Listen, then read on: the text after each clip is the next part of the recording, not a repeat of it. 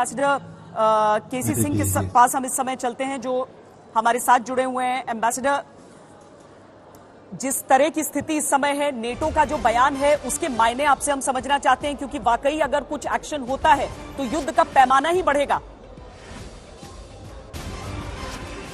NATO सिर्फ इस बात का कह रहा है कि रूस यूक्रेन से आगे नहीं बढ़े और किसी नेटो मेंबर के देश में नहीं जाए, क्योंकि 3 वार्सा पैक्ट देश हैं जो नेटो मेंबर भी हैं, लिथुआनिया और 2 और हैं।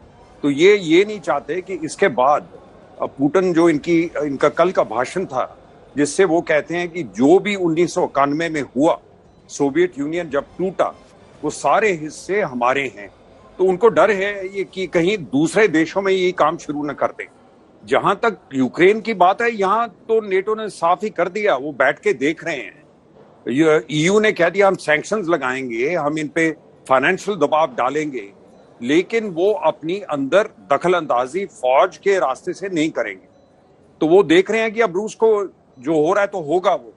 और ये सामने आ रहा है, जो हमें हेलीकॉप्टर की पिक्चरें नजर आ रही हैं कीव के ऊपर, इसका मतलब है जो सुबह से बम्बार्डमेंट हो रही थी मिसाइल्स की और दूसरी, उन्होंने इनकी जो मिसाइल्स की कैपेबिलिटी या एयर डिफेंस की कैपेबिलिटी जो यूक्रेन की थी वो न्यूट्रलाइज कर दी है रूस ने।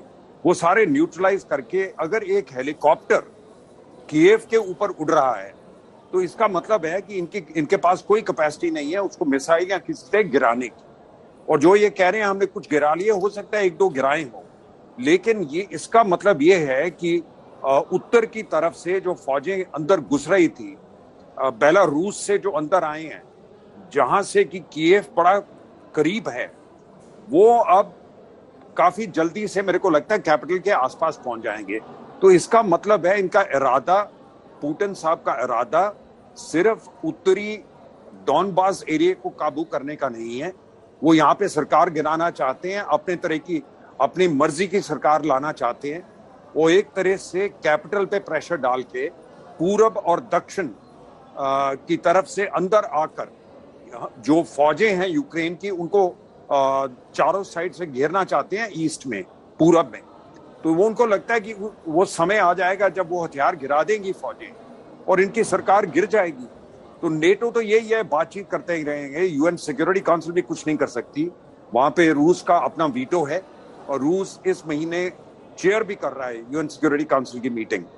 और पुतिन कह रहा है ये बोलते रहेंगे, सब बोलेंगे, लेकिन डराने और धमकाने के अलावा और सैंक्शन लगाने के अलावा और दखल अंदाजी कोई नहीं होने वाली। अब इसके बाद इसका असर क्या पड़ेगा रूस के ऊपर, उनकी मार्केट आज तकरीबन आधी गिर गई है, वो दूर की बात है। लेकिन पुतिन चाहते हैं कि जल्दी से जल्दी जो इन्होंने करना है वो अब रुकेंगे नहीं, वो करके हटेंगे यूक्रेन में। और पुतिन तो तब से वही कर रहे हैं जो वो करना चाह रहे हैं। दुनिया की तरफ से बातें बहुत सारी की जा रही हैं, लेकिन सीधे तौर पर देखिए तो किसी बात का कोई असर हो नहीं रहा है। यूक्रेन की तस्वीरें जो लगातार हमारे सामने आ रही हैं, वो रूसी हमले की गवाही दे रही हैं। हर एक शहर, हर एक सरहद, वहां कमोवेश एक सा ही नजर आ रहा है इस समय। ये देखिए, ऊपर से आपको उड़ते हुए विमान भी दिख रहे हैं, नीचे जमीन पर आपको वो बमबारी भी दिख रही है, धुआं उठता हुआ भी आसमान में दिख रहा है। मिलिट्री इंस्टॉलेशंस को केवल टारगेट किया जाएगा, इस तरह की बातें कही जा रही थी रूस की तरफ से, लेकिन यूक्रेन से जो तस्वीर निकलती है वो कुछ और ही बात कहती है।